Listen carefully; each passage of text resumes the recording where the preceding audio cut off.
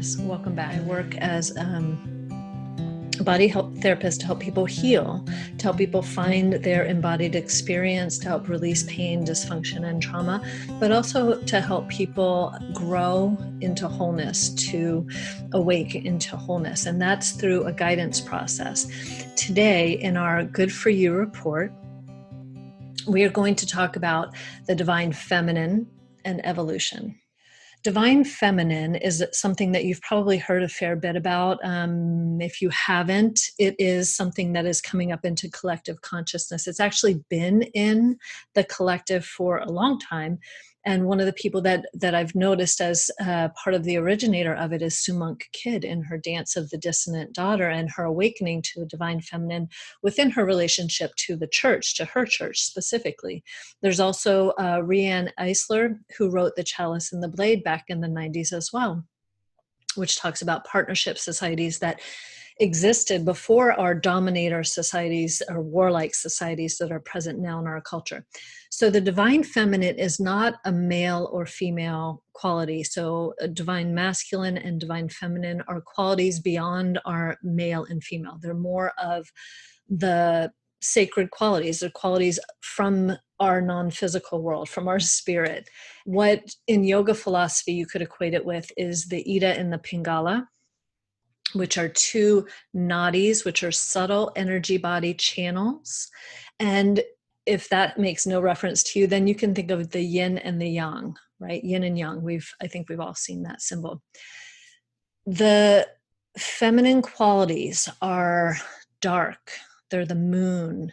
They're nurturing. They're what we could be called passive, but that more in terms of receptivity than passivity. So receptivity, coolness, fluidity, intuition, sleep, ease, earth.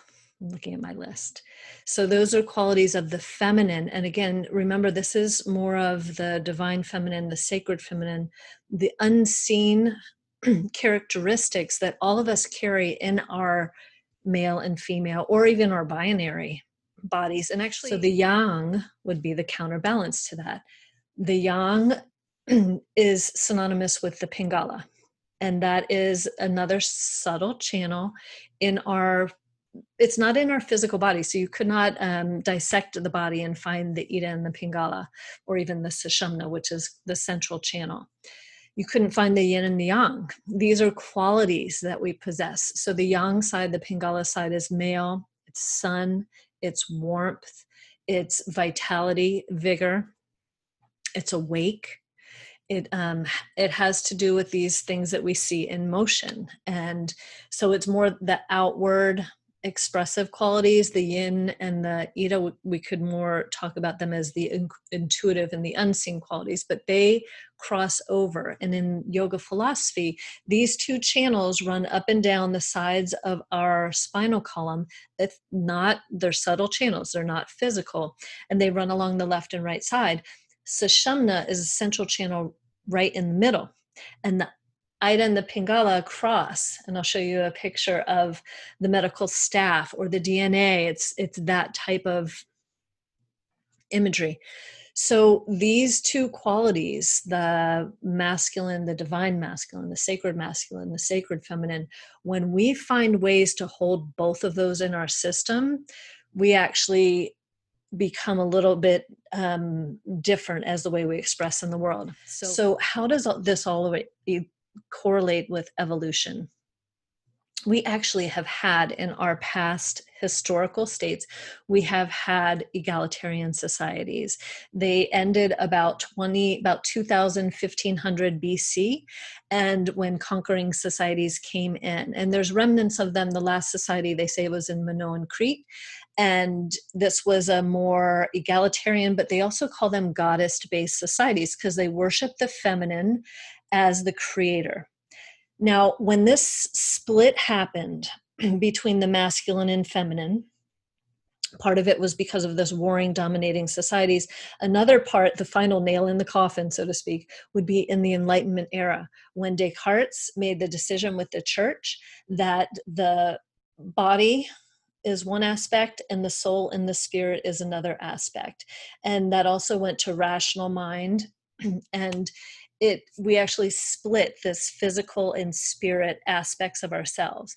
What we're doing right now is we're interweaving them back in. So one of the things that happened from that split is the rational side came in higher regard. So this is actually part of our brain, our prefrontal cortex, which is our rational part of our brain. It's the newest part of our brain. It's built on the limbic system, the mammalian system, the biological responses to safety, and then the reptilian brain, which is the autonomic nervous system, which regulates our breathing, our heart rate, our elimination systems, and digestion, those type of things. It's pretty complex, isn't it?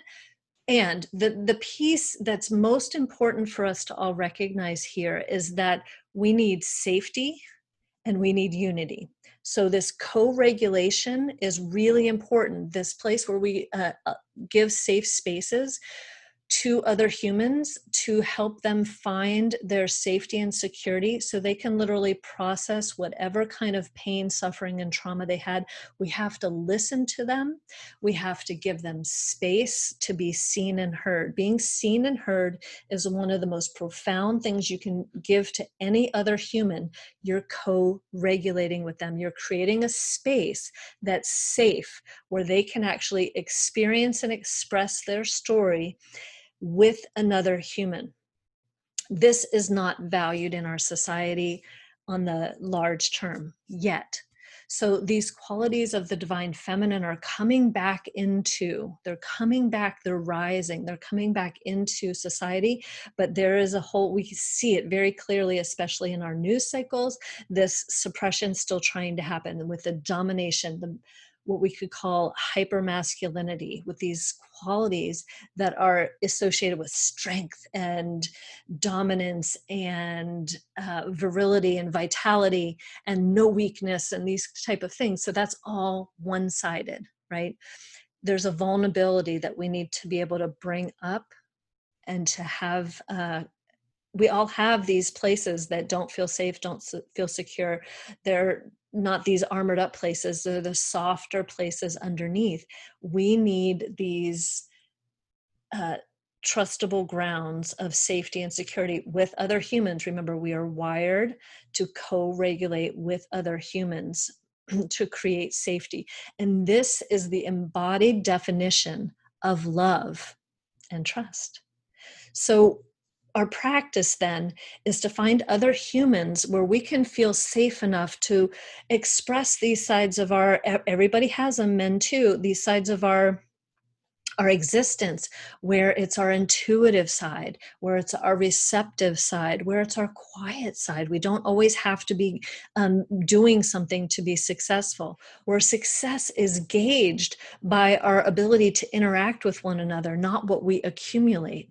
And as we're in this capitalist society, it's an accumulation by domination society. So success needs to be redefined as this interrelational experience through this basic human purpose of co-regulating.